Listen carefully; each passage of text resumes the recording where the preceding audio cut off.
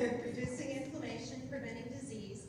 And my name is Karen Callahan. I am a clinical Ayurvedic specialist, and I'm also the owner of an online education company called Self-Health Wellness.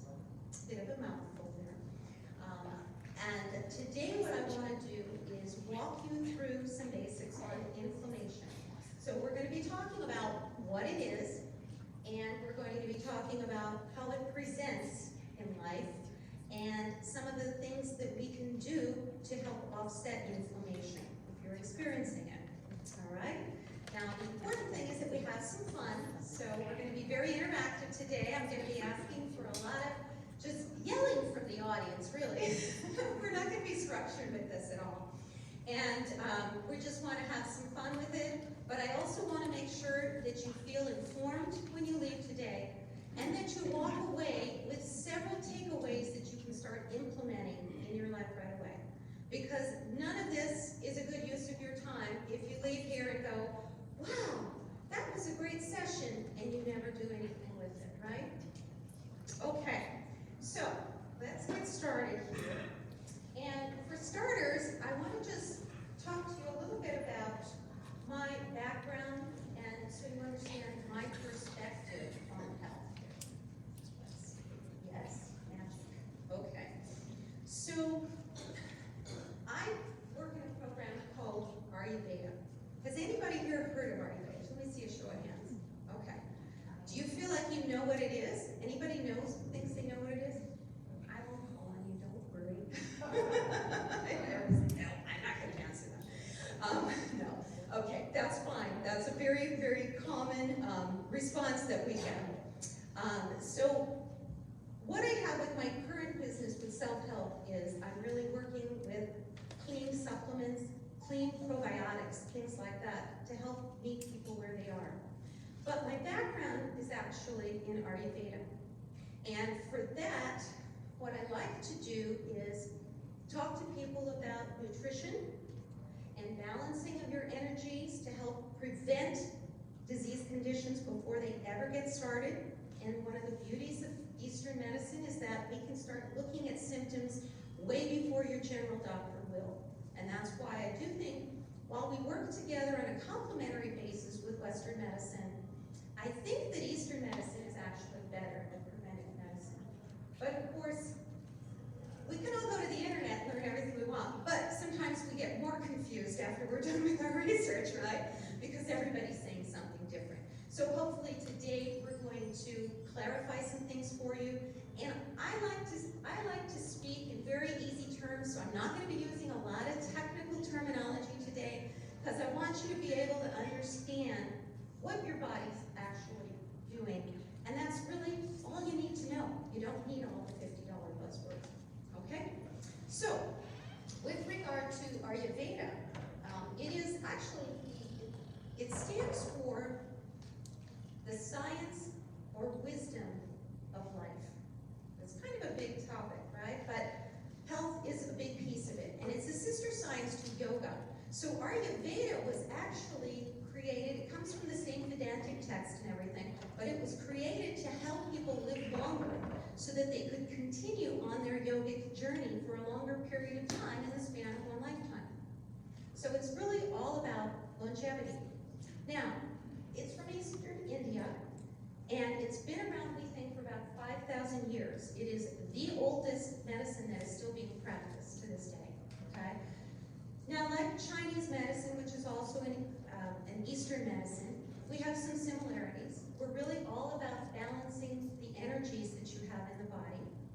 Now, Ayurveda also likes to look at the individuality of each person, because the energies that we talk about are a little different in each of you. We all come into the world with a different balance of the same three basic powers, which we call Vata, Pitta, and Kapha. All right? Now, with these three doshas, or powers, they are comprised of 5 different elements. Okay? So you've got Vata, which is ether and air, so it's very light, free-flowing. Pitta, which is fire, and just a little bit of water, just enough to keep the fire from running amok, right? We need to which is really kind of like, when it's in balance, unconditional love. It's all about water and earth. So what we do is when we come into this world, we all have a certain balance of each of these. And then as we go about our life, we usually proceed to mess it up a little bit, right? We do all kinds of things that aren't necessarily good for us. And that's when we get into trouble. Now, it's not only us that does this though. Life kind of plays with us here as well, because these three doshas or powers are dominant at different times in our life. So just when we think we have it all figured out, sometimes things change a little bit. For example, okay, most people in this room are now going from the pitta time of life to the vata time of life. So things that used to work for you may not be working anymore, all right? The three doshas also change their dominance different seasons of the year, and that's why we actually change up diet recommendations for different times of the year based on the individual person. They might change on a daily basis, not unlike circadian rhythms. Are you guys familiar? And who's familiar with circadian rhythms in here? Show of hands. Okay. So we'll be talking just a little bit about some of those things today, but we don't have a lot of time, and we have a really big topic with inflammation, so I'm not going to go into too much about Ayurveda, but I wanted you to understand kind of the perspective that I come from. And one of the other perspectives of Ayurveda is that 85% of all disease comes from poor digestion.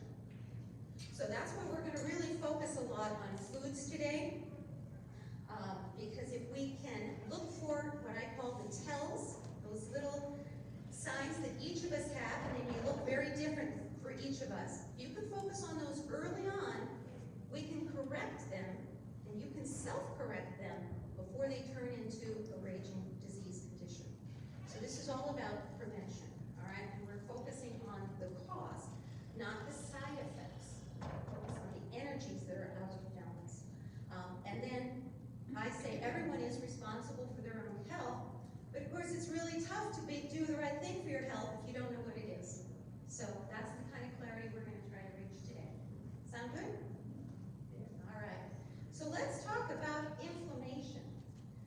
And of the 5 elements I mentioned, air, ether, fire, water, and earth, which one do we think we're going to be talking about? The fire, right?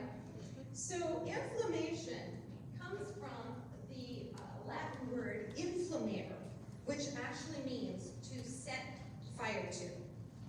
So it has a long-standing relationship with fire and heat and intensity, and that's certainly what it often feels like in our body when we're experiencing the pain and inflammation, right? So one of the things that you may or may not know, but it's important to know, and the reason we're talking about inflammation and why I think we've got so much interest in it today is that 50% of the deaths out there come from disease conditions that were created by inflammation. So 50% of disease comes from inflammatory disease conditions. That's really important. It affects a lot of things. Now, in Eastern medicine, we've kind of known this stuff for millenniums. I believe Western medicine is now getting on board with that, which is great because they're looking at a lot of health conditions in a very different way. So what I want to do now, and I don't think we got the whiteboard, but that's okay. We're going to run with it. We were going to write some of these down, but I just want you guys to kind of yell out because I want to gauge how much you know about inflammation and how it affects our lives. So what I'd like to do is just have you start yelling out some of the ways that inflammation presents itself in life from your experience. And these are the 4 things that we often see, right? Redness, heat, we experience swelling and pain.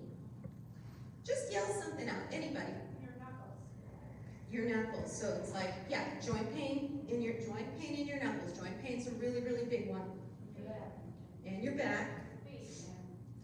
In your feet. You can have swelling in your feet. Yes? Yes. Shoulder pain. Yeah. Sciatica is a big one. Yes.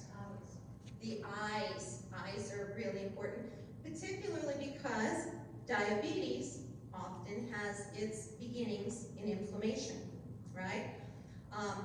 With the eyes, we talk about fire and heat. A lot of times, most eye conditions have some sort of a beginning in dryness of the eyes or excessive heat and inflammation. So it's a really important one, and it's gotten worse, right? Because what do we all do all day? We've got our eyes in computer screens. So I know I feel it sometimes, and I'm going to give you one little tip for that at the end today, but you have to wait till the very end for that. That's my little teaser. What else? How about in the digestive system? Has anybody heard of issues caused by inflammation? Acid reflux. Acid reflux. Yes, definitely. There's hernia. There's a lot of cardiovascular diseases they're finding now, right? Inflammation in the circulatory system is creating problems with the heart, and it's a precursor for that. Even neuromuscular diseases, Alzheimer's and dementia, have a long-standing tradition that they started with inflammation.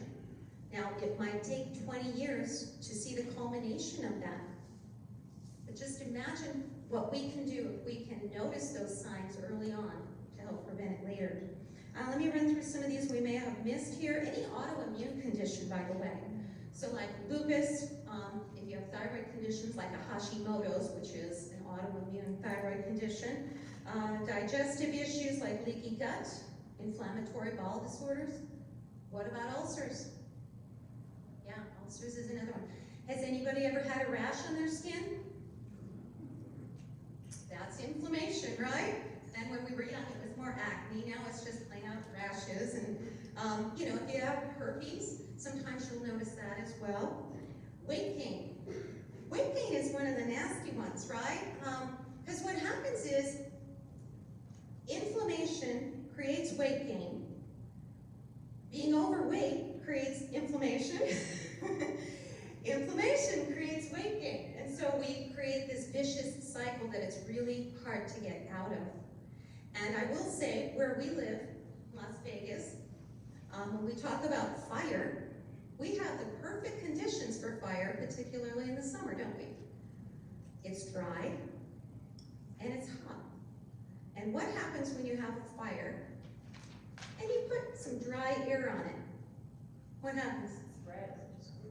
It spreads. Now, I come from California, so we see the forest fires coming, it gets crazy. And so that's not a good combination. So you will hear me repeatedly say today, we need to decrease our systemic dryness, and I'll give you some tips on that, and we need to decrease heat. And we're going to talk about all of that a little bit. I think those are the major ones we can talk about. There's a huge list. Oh, and of course cancer. Cancer is a big one. 85% of the cancers out there start as inflammation in the body.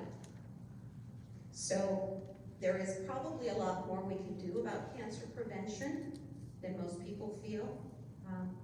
But that's actually good news in my book. And of course we talked about joint pain and mental health, which was also Alzheimer's. But even depression and anxiety can sometimes be related to excess inflammation in the body.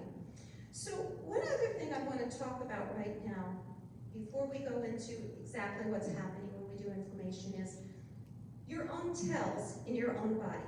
Because one of the things I teach is I want you to become more aware of your body. I used to tell my patients that you should listen to your body when it whispers to you, okay? Don't ignore it. Listen to it, because otherwise one of two things are going to happen. It's eventually going to start yelling at you, and that's a lot of pain, and that doesn't feel good, and that's no fun, right? The other thing that could happen is it may just ignore you. It's going to ghost you, as the kids say, and you're not going to hear from it for a while. But that doesn't mean it's not there. It's going to go underground. And then all of a sudden, it's going to rear its ugly head with some really major bad condition that is now much more challenging to resolve. So I think of inflammation and pain, by the way, as a friend. It is there to communicate with us, and if we listen like we would to a good friend, it's going to help us prevent some major conditions down the road. Who agrees with that? Just a few of you? The rest of you think I'm just out of my mind. It's okay. My husband thinks I practice voodoo, so it's all right. I'm used to it. But anyway, so what I want you to each think of is, what is your tell?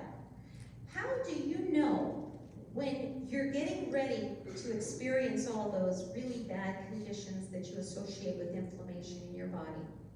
Now, I can tell you one little thing for myself, is I have my ring on, and when it starts to get too tight, I know I've done too many things that weekend to create the excess swelling and all, and that's my trigger to say, okay, let me use some of my techniques I know to balance, to rebalance.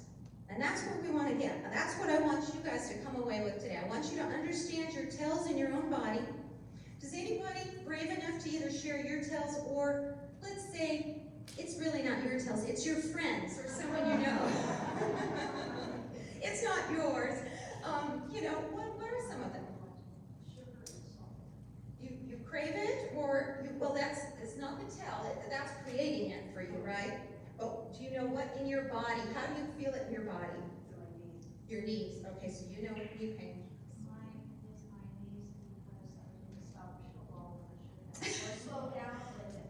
I don't know if you could hear her. So she said, one said it's in my knees, I can feel it, and the other said you said also in your knees, right? Because she didn't stop pickleball when she should have. Or slow down.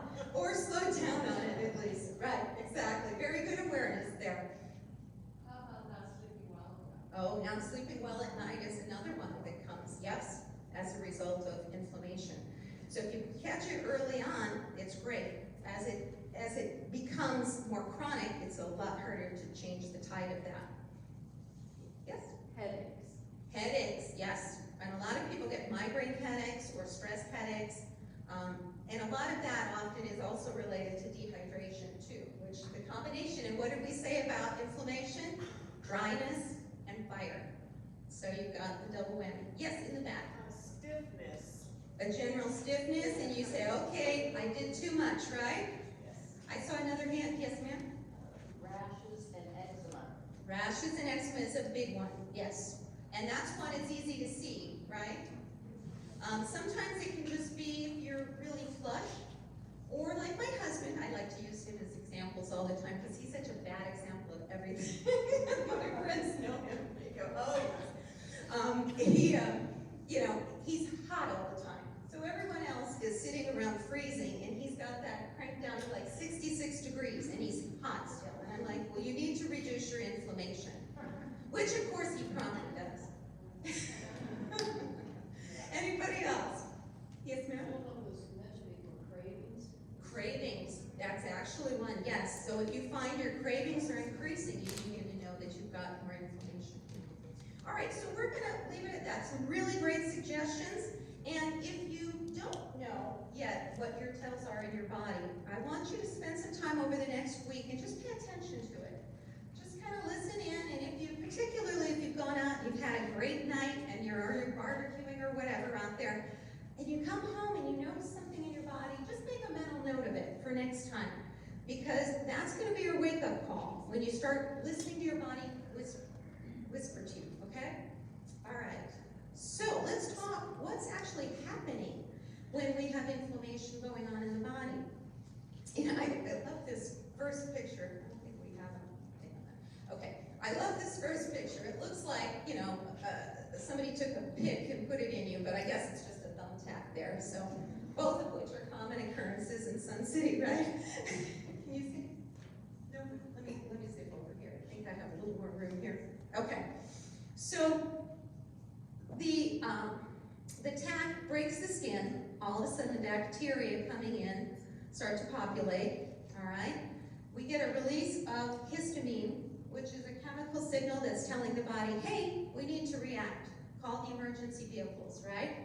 So then what happens is these capillaries here the blood vessel starts to dilate, and the capillaries increase their leakiness so that what's called these phagocytes can start to rush out to the location of the trauma, all right? And they come out to engulf and eat all the bacteria there. That's inflammation to the rescue, all right? Now, about the same time, the platelets that are blood clotting platelets also escape from your capillaries, and they go out and they go to the site and they start clotting so that they can seal the wounded area. So this is a beautiful thing. This is inflammation helping us. He's saying, I'm your friend. I'm here to really protect you, right? And there's absolutely no problem with this kind of acute inflammation. It's a welcome thing because it's protecting your body. The problem is when inflammation develops in what is healthy tissue. There's nothing seemingly wrong with the tissue, right? Or if it stays too long. So it's kind of like a friend that comes over and never leaves. You know, it's like, okay, that's not a good thing. And so if we have a chronic inflammation over time, that becomes problematic. And that's when we get all kinds of these, systemic issues that we see. Now, in terms of, so chronic inflammation, what do you think are some of the biggest reasons that we might develop chronic inflammation, or that inflammation that makes no sense? Anybody want to yell it? Just yell it out. Infection. What is it? Infection. Infections? Well, yes and no, okay? Because infection is typically the acute inflammation, all right? But if it's unchecked, it can become chronic. And so that is one of the big causes of chronic inflammation. Say, for example, and this is a very good example, is if you need tooth work done, right? And we all know the teeth are right there near the blood. So for people who wait years and years and years to get their teeth fixed, if there's an infection there, that is a really quick way to create chronic systemic inflammation in your body. And you could be having all kinds of conditions just because you didn't go to the dentist. Because I know we all love to go to the dentist. Let's see. So toxins and chemicals is another big cause of chronic inflammation. They're not particularly easy to get rid of. And of course, we all went through COVID, right? Many of us, we have different opinions on vaccines. But the one thing is there are a lot of vaccines that have metals in them in small portions. And these are toxic to your body. So we have to find a way to expel them after we take a vaccine in order to reduce the inflammation, all right? But vaccines actually, by their very nature, are fighting. They're doing this in our body. So by their very nature, they are a little inflammatory. And then autoimmune conditions, as we mentioned, things like lupus, multiple sclerosis, Hashimoto's condition. These are also other causes of chronic conditions, chronic inflammation, as well as allergies, right? And so with allergies, here you have, I was talking about healthy tissue and things like that. Pollen. Pollen is this nice little thing. It helps propagate the plants. It's not evil. There's nothing wrong with pollen. But in some bodies, the immune system sees it as an invader, sees it as an enemy, and goes after it. And even that's not the problem. What the problem is the side effects that come from your immune system now attacking this innocent little pollen, all right? So where we go with Ayurveda is that since 85% of all disease comes from the digestive system, we really need to look at how strong your digestive system is if you have allergies or you're having these responses to things that are really innocuous. There's nothing harmful about them. Does that make sense? Okay. All right, so where we want to go now? Okay, oh yes, before yes. Let me intro. All right, this next batch, we're going to go through about 20, 25 slides. I'm going to try to go through as quickly as I can. And they're going to let me know, they're going to give me the cut sign if I go too long, because I do like to talk. I know my friends don't know that, but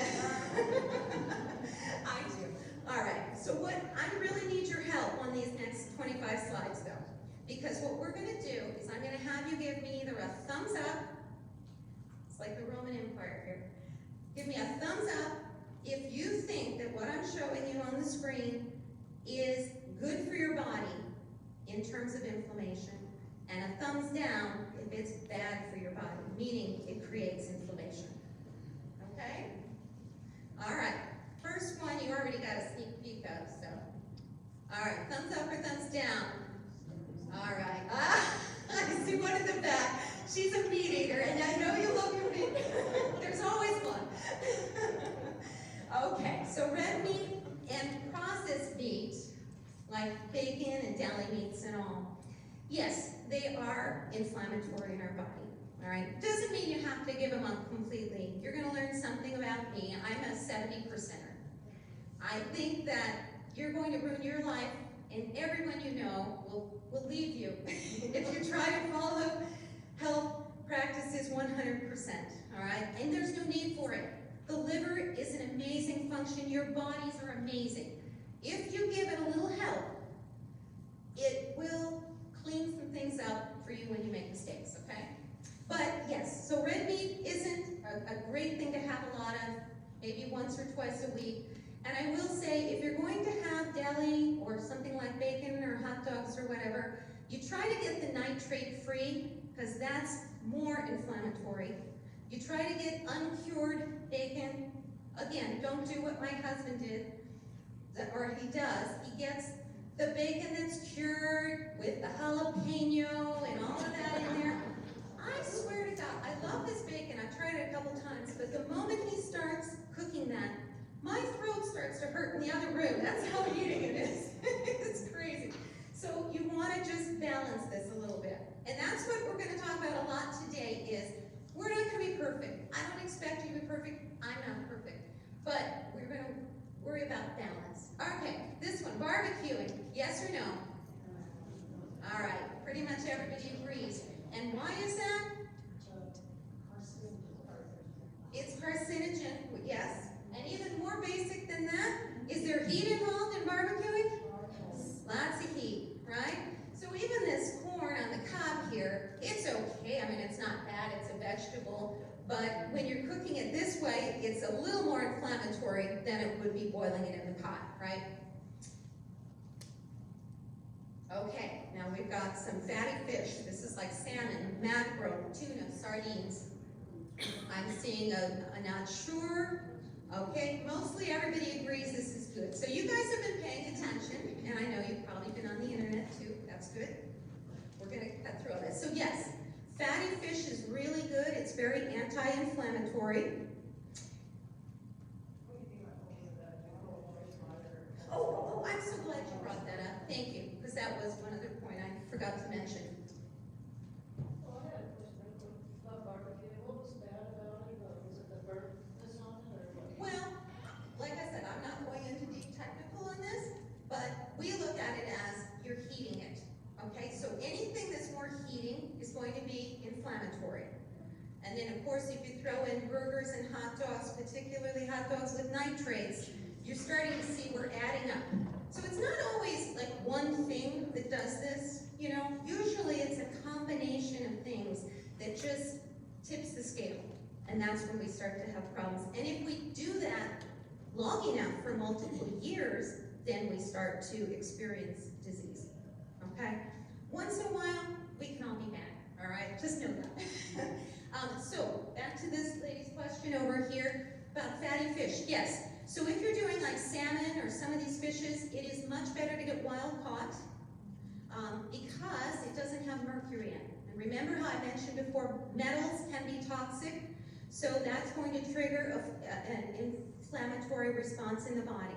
So just by doing wild caught, we minimize that. Yes? Olive oil, extra virgin olive oil. Okay, everybody seems to agree. Great. You know this, there are really good oils, and in fact, we need healthy oils to keep our inflammation down.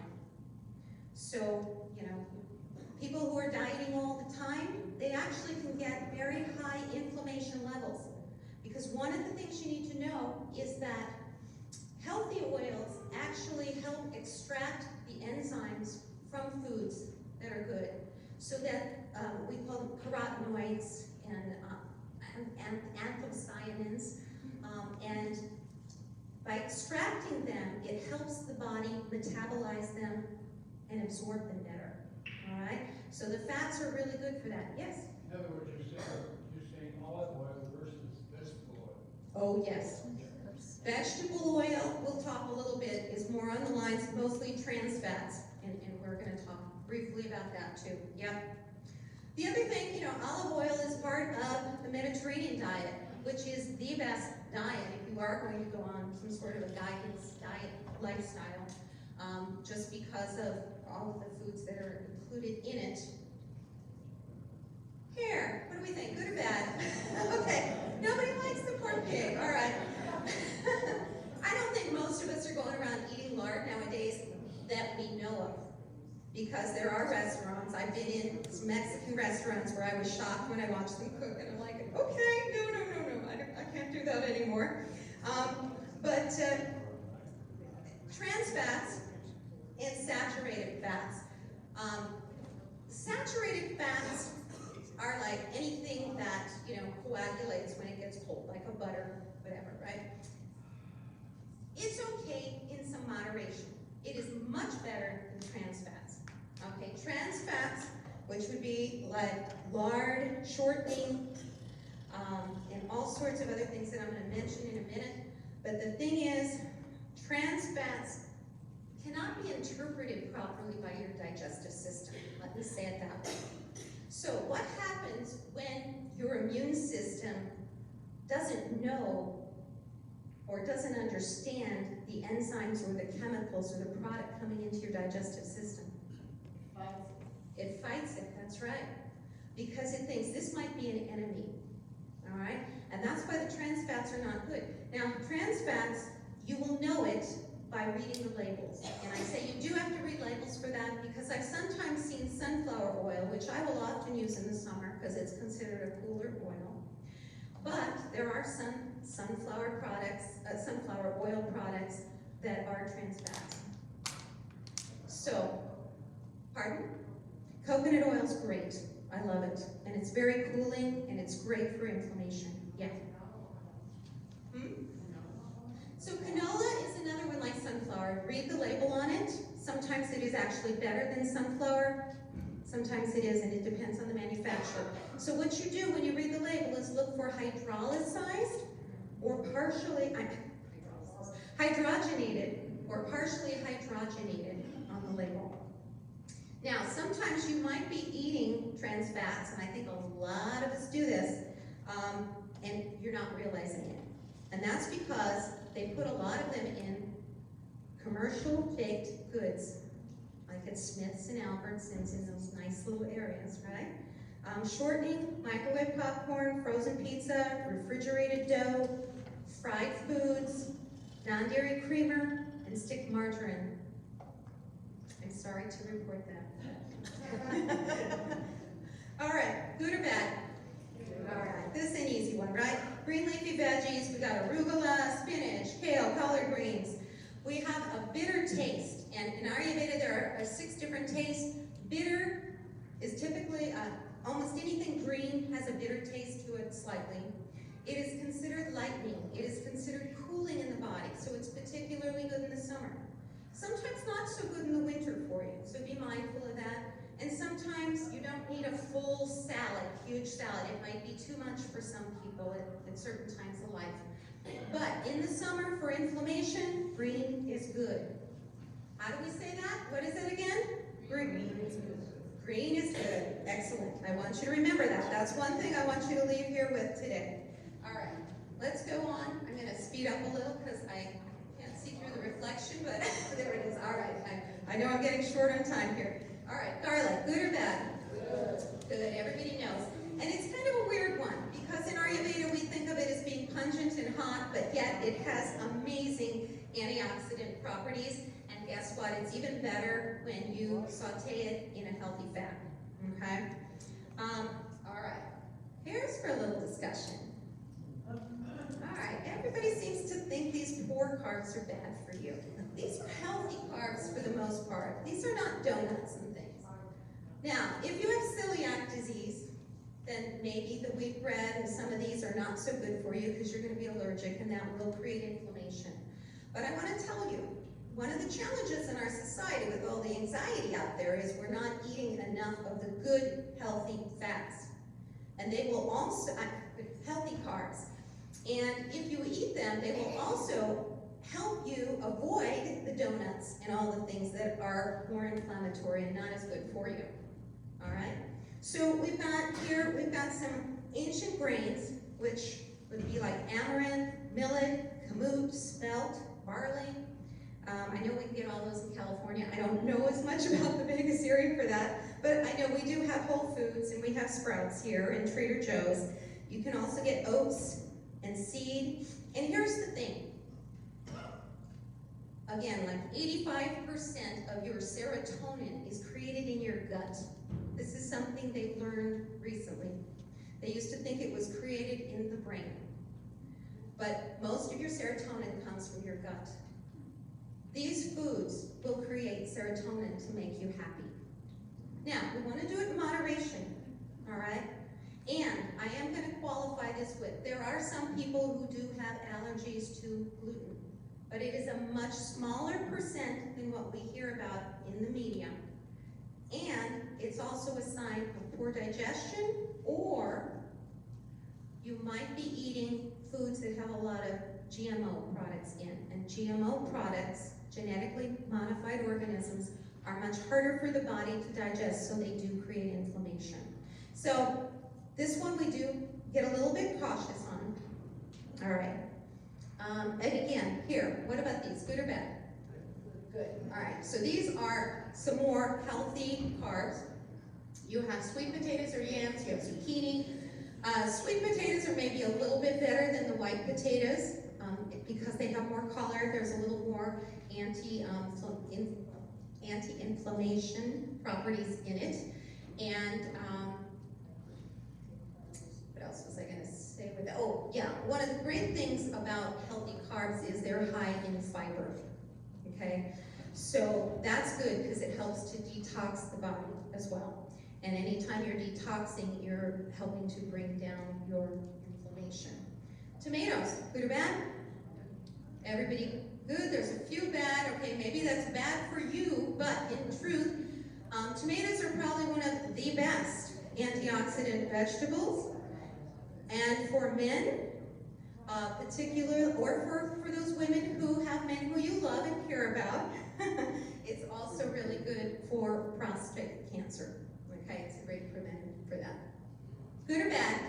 All right, that's an easy one. I know it's sad, isn't it? It's sad. It's sad. Well, you know, the problem is it heating? Does it feel heating when you do fried foods? Yeah, it's very hot, and there's also a good chance of there being trans fats in there, particularly if you eat it out. Yes, ma'am? What about air fryers? Air fryers are fine. Yeah, that's not going to have, you're not frying anything, so that's fine. Frying? Yeah, you're not putting the oil to heat it. They put oil on it, ice. Yeah, but if you're using healthy oils, that's fine. Yeah, you're not heating it to the percent that you would when you fry something, and it's the frying of those, it's the heating of those oils to that point that actually changes the chemistry of the oils. We all love avocados. And what else do you notice about the color? Green. And what do we know about green? Green is good. I love it. That's music to my ears. Thank you. All right. And it's a healthy fat as well. Okay. Yeah. So I apologize for the poor picture. These are beans and peas. Good. These are good, particularly if you're vegetarian and you're looking for a good protein source. These are helpful and they're fiber. Nuts. Okay. Nuts in general are pretty good, particularly if they're raw. The dry roasted not as good, but it's still better than a lot of other snack choices, and almonds are one of the best. Yes? Can you tell us about lectins? Lectins? Repeat the beginning of the question. Can you teach us something about lectins?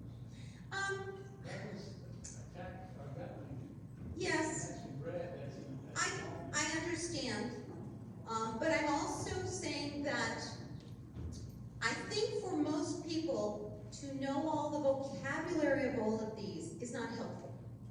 I think it's much more helpful for you to just know this is a product that I should include and a product I shouldn't. But we will be passing around a list later. If you're interested in getting on my email list, and I will send out after this program a cheat sheet for inflammation and a couple videos down the road. If you're interested in that, I can go into more detail and lectin and some of those things later, okay? But yeah, I'm already running past my time, unfortunately. This one, good or bad? Okay, these are all the bad parts. And they also mess with your blood sugar levels, right? They spike it, they crash, then you get the cravings. I know this woman over here mentioned the cravings you're talking about. So once you start to introduce this, you get in this vicious cycle because you want more, you know? I used to tell them at the office, even before I studied Ayurveda, I was like, don't let me have a donut, you know? And when I explained to them why I didn't want to do that in the morning like they do at work, then they went, oh yeah. Because I said, look, if I have that first donut, the rest of the day you're going to have to feed me donuts, otherwise I'm going to become a witch. And I'm using the nice word there, but they understood, and they wouldn't let me have any donuts. All right, good or bad? Good. All right, so the cruciferous vegetables, broccoli, cauliflower, cabbage, bok choy, which bok choy, by the way, is particularly good for cancer prevention. All right, and again, these, and particularly with cruciferous vegetables, you want to cook them.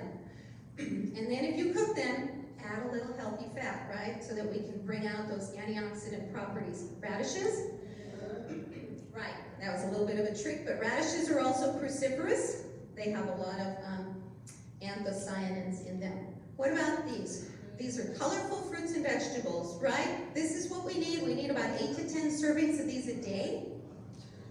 I want to talk a little bit about these because these are some of the best resources for antioxidants in the body. And that's why it's really important that we eat a lot more fruits and vegetables than we do. They say 8 to 10 servings now. Why? Because the ground has been depleted, right? So we have to get a lot more than we used to, and that's why sometimes people will supplement. And as long as you're using good quality supplements that don't have any toxins or other things in there, then that's a good thing. But what you have here with colorful fruits and vegetables, you have the anthocyanins, which are water-soluble flavonoids or polyphenols. And we find them in fruits and vegetables, particularly those that are deep red or deep purple, okay? So things like berries, grapes, apples, plums, even cabbage, which is kind of a weird one. There's also carotenoids, okay? And there's over 600 carotenoids. And these are the pigments that we find in plants, algae, and photosynthetic bacteria. They tend to be a bright yellow and orange, and they're a great indicator of what your inflammation levels are in your body. I will be passing out a flyer before we leave today, and next Thursday, actually in the room right next door, my buddy and I will be doing scans for a couple of hours, and we're going to be doing scans that measure your carotenoid levels in the body, which is a great marker of what your inflammation levels are. So we'll get a little more information on that later. But the most oxidizing fruits are blueberries, cherries, and oranges. What's the Mg stand for? Anybody know? Magnesium. Magnesium, yes. So why are we talking about magnesium with inflammation, right? It's amazing. I mean, it does so many things in the body. It helps your body digest calcium, right? Without it, you could end up with a lot of joint issues because the calcium isn't being digested properly. It helps relax your muscles. I have a brother who has been taking magnesium daily for a decade because otherwise he has all the muscle cramps at night, the leg cramps. It helps promote healthy blood sugar regulation. It may reduce stress. It may help with your sleep. It's great for anxiety and depression. It may help reduce headaches. It supports healthy blood pressure. So it does a lot. And it comes... It helps you with bachelor's. Ah, there you go. It does a lot. You know, it's part of a very important mineral balance we have in the body. And it comes in things like bananas, avocados, almonds, cashews, peanuts, pumpkin and chia seed, boiled spinach, rolled oats, whole wheat bread, cooked brown rice, and milk, both cow milk and soy. All right. Is that yogurt there? Is that what that is? That is yogurt too, yeah. Little bits of yogurt as well. All right, good or bad? Poison. This is not only bad, this is evil. I would say that this almost single-handedly has bankrupted the health of our society. The sugar, there's chemicals in here the body doesn't recognize. It creates diabetes. It creates so many problems. If there is one thing that you can change, I would say stop drinking sodas and soft drinks. Replace them with like a natural lemonade. Replace them with teas. Water. Water would be nice, maybe. But anyway, so yeah. You know, wine would definitely be, it's fun. Oh, I forgot to talk about, yeah, but wine would definitely be better than this, and as coffee as well.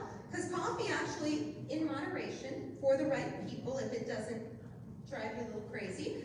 I don't drink coffee, I haven't done it in 14 years, but I can be a little crazy, so I don't do it, but it's still better than soft drinks. What about Carbonated carbonated water? water is okay.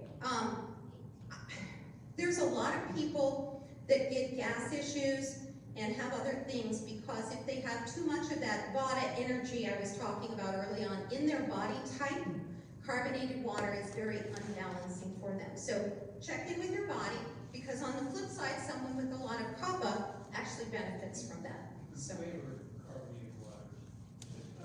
Yeah, just read your ingredients list on that, and if there's a lot on there that you can't pronounce, avoid it. Or make your own at home. You know, squeeze some lemons and limes and other fruits into your water, and then you know exactly where it all came from. But friends don't let friends drink soft drinks, so. All right, green smoothies.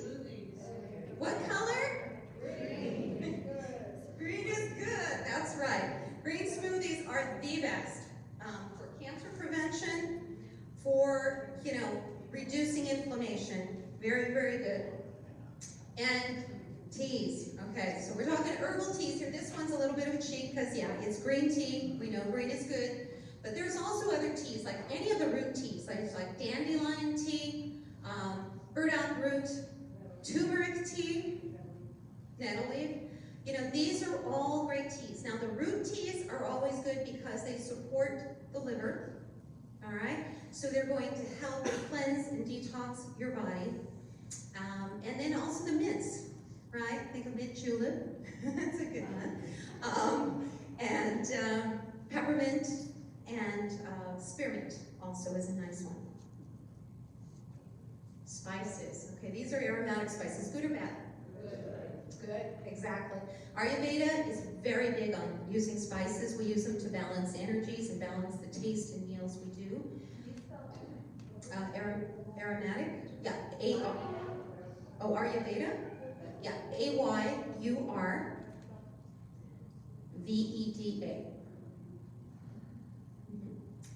And the reason we do it is because you remember when I said at the beginning 85% of disease comes from weak digestion, problems in the digestive tract. Spices help energize your digestion. So in Ayurveda, we think of the digestive system as like a campfire. And you know, when your campfire, you haven't really stoked it, it's starting to wind down, and you try to cook a fish or something over it, it doesn't really cook well. It takes a long time. Maybe some parts on the inside never do get cooked and they stay a little raw. Have you had that? No? Okay. Well, I have. I guess I'm not a very good cook. But when that happens, if that happens in your digestive system, what happens is you end up with raw food and food that's not fully digested. And when it hangs out in your digestive tract, which it can do for several days, 4 days, 5 days even, what happens is the bacteria starts to build up because it comes in and it starts saying, I'm going to eat this here. And the bacteria builds gas, all right? The gas creates bloating.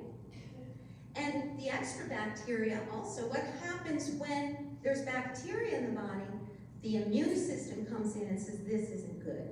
So it starts to create inflammation. So again, once in a blue moon, no problem. If you're doing that every day, it's going to create long-term systemic chronic inflammation for you. And that's going to appear in very different ways for every person, even though the cause is the same.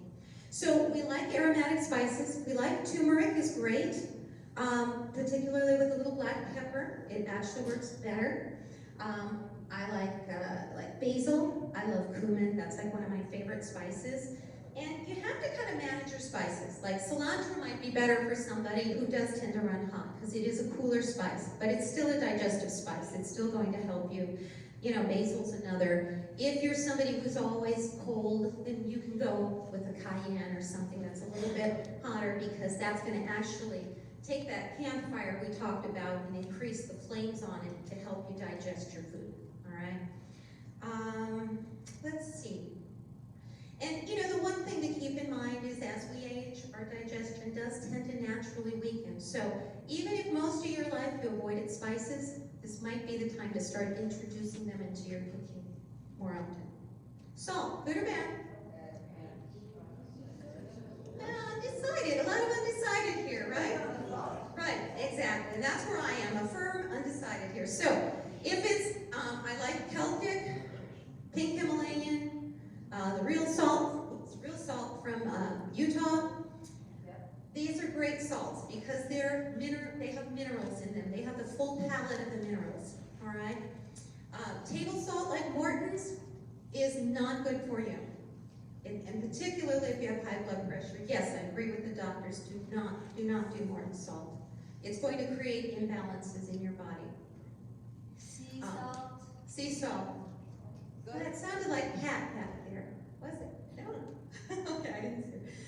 So anyway, salt's great. And salt is also an important part of our diet here because we need to stay hydrated.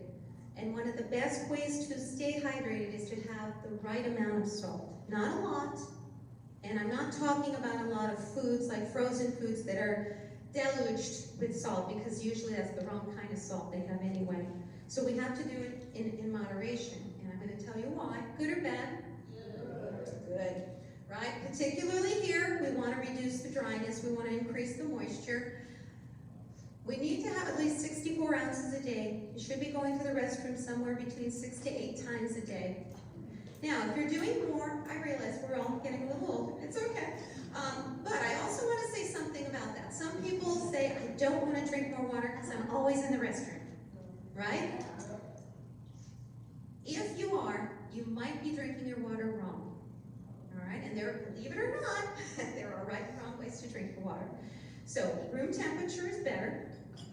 Sipping it, or just like a half a cup at a time, is a lot better than waiting till you're really thirsty and guzzling it. And if you're having to go to the bathroom shortly after drinking, it's either because you guzzled it, or it's because your body is not metabolizing the water properly, which means it's not absorbing into the cells that need it. It's just passing right through. So what do we do for that? We introduce a little lemon water. Put some lemon juice, just squeeze a little in there.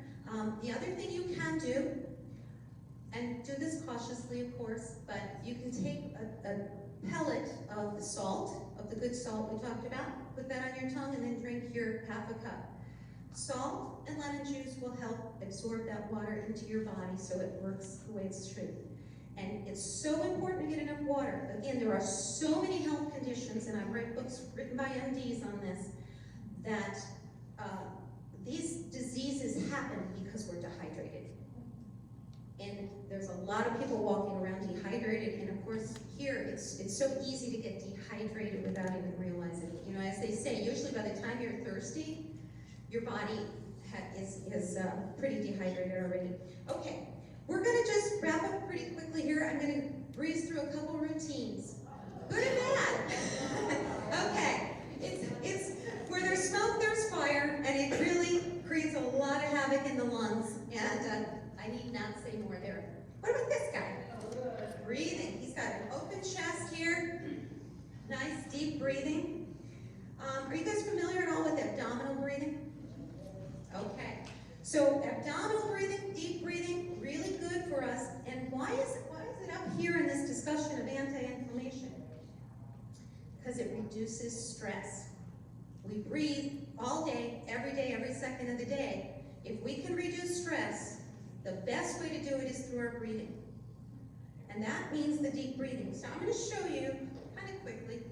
All right, if you were to put your hand, and you can do this in your chairs, put your hand on your lower abdomen. Okay, and as you inhale, feel that pushing it out. Don't worry about vanity here. All right, and then push it back in as you exhale. Keep doing that as I talk here.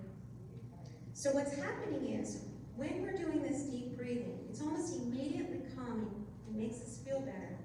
Because what's happening is we are, instead of doing shallow breathing, which starts to trigger all of the things like adrenaline and other hormones that are very stimulating, when we deep breathe, we get into the lower lobes of the lungs, which actually triggers all of the happier hormones that keep us less stressed.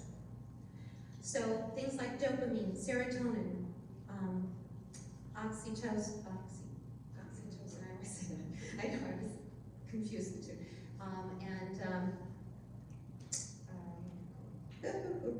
Endorphins, which are also good at reducing pain. So just by changing your breathing, practice that 5 minutes a day, and you will start to notice your deep breathing, and it's ready to go.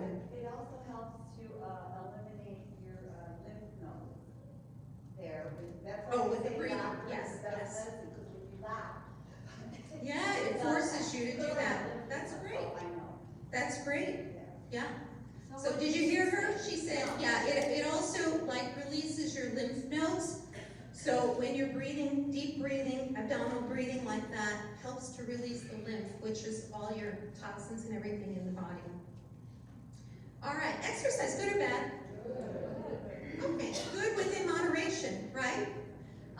Great, and we live in a great place for this. We can do all kinds of activities. We got pickleball, we got tennis, we got yoga, which is one of my personal favorites because it gives you flexibility, endurance, and strength. We can run, we can walk, we can hike, we can hula hoop. There you go, I haven't done that lately. Jump, do you? I love it, I love it. So we have all kinds of things we can do. And, you know, you don't have to be an Iron Man or Iron Woman. As a matter of fact, the research shows that those folks don't live as long as someone who is doing moderate exercise on a regular basis, which means 4 to 5 times a week for 30 minutes a day. I'm a big believer in cross-training. Why, you ask? Because if you're doing the same activity over and over, you're using the same joints. And you're going to have more of a tendency to overuse those joints, which is going to trigger an inflammatory condition, right? So moderation in everything, that's one of our lessons for today. Sleep, okay, is sleep good or bad for us? Of course, reduces inflammation. I'm going to tell you one thing from an Ayurvedic perspective here. I mentioned to you before that with the 3 energies we have, the Vata, Pitta, Kapha, that each of them is dominant at different times of our life and different times of day, just like circadian rhythms are. So, with the heat, the Pitta, this energy is dominant 2 times a day from 10 to 2. So, from 10 a.m. to 2 p.m., 10 a.m. to 2 p.m., that is when your digestion, that digestive fire I talked about, is at its peak for the day. So if you're going to cheat, if you're going to eat something bad like ice cream or pizza, something hard to digest, that's when you do it, during that window, 10 a.m. to 2 p.m. You should be eating your biggest meal during that window as well. This is why the Europeans are kind of better than us in a lot of ways with their habits. Now, from 10 p.m. to 2 a.m., Pitta is dominant again. And this time, though, hopefully most of us have eaten earlier. Maybe we've done the early bird special. Maybe. But when we get to bedtime, hopefully we're in bed by 10 p.m. because something very special happens during that 10 p.m. to 2 a.m. window. The body now is digesting all your toxins in the body. The liver is doing its major cleaning. This is when Republic shows up, right? And we've got all the waste management. So here we are. And that's what's happening in the body. And also in your brain, your emotions are being processed and organized so you have clearer minds. Now, if you miss this window of time a couple times, okay, you're going to live through that, no problem. You might be a little foggy the next day, but you're okay. But if on a regular basis you are not sleeping during this 4-hour window, you're going to have more inflammation, you're going to have more stress, you're going to have a lot of other issues in your body because your body's not properly being detoxed. We need to work with nature, not work against it. Yes? All right, I love this picture because it reminds me of Cocoon, the movie. But it really is, this one, let's say, good or bad sunshine? Okay. I love sunshine, even though we would say heat, right? It could be inflammatory. And of course it is, if we get too much of it in the wrong way.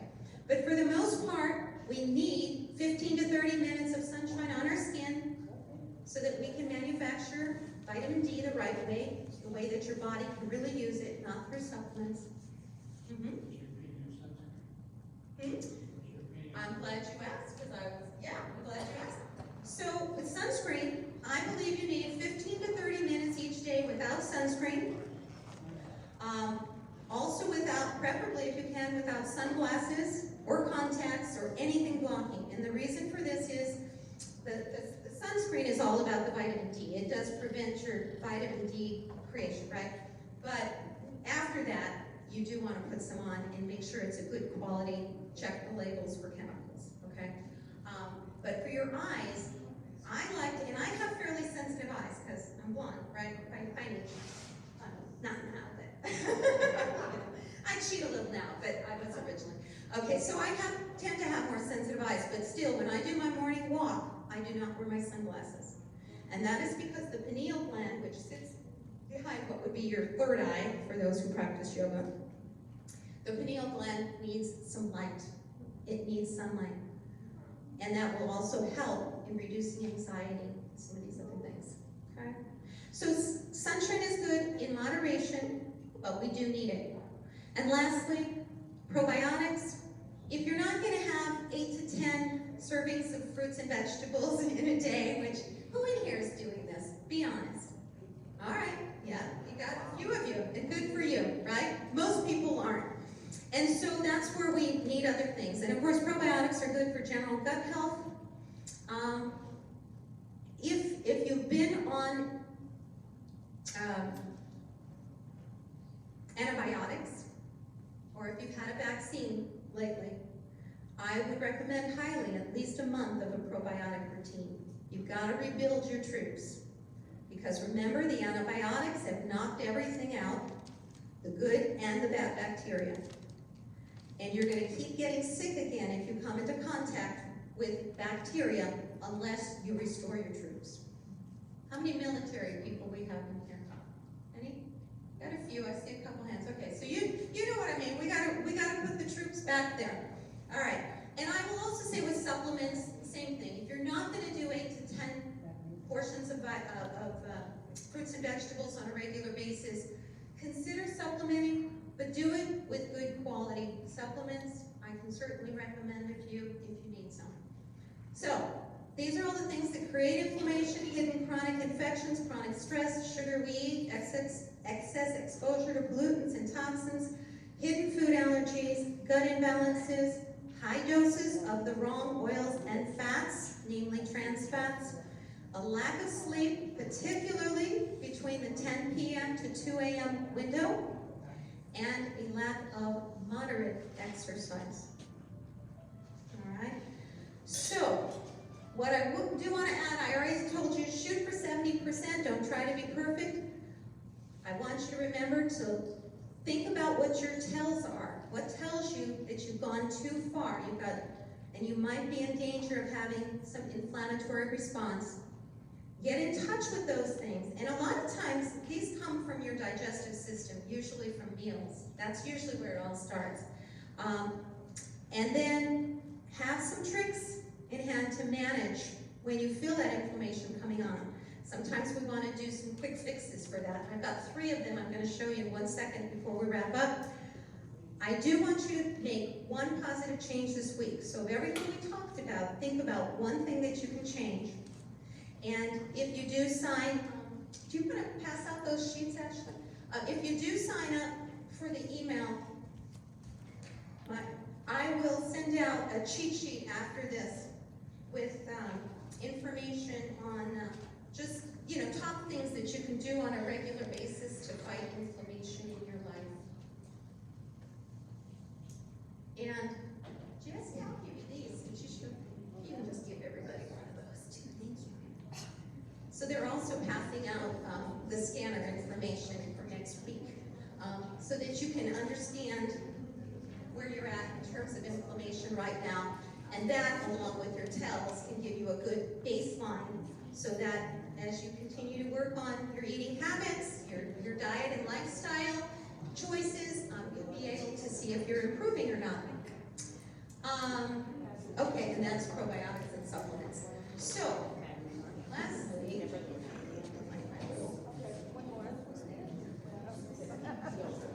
all right, I told you I would have three things for you.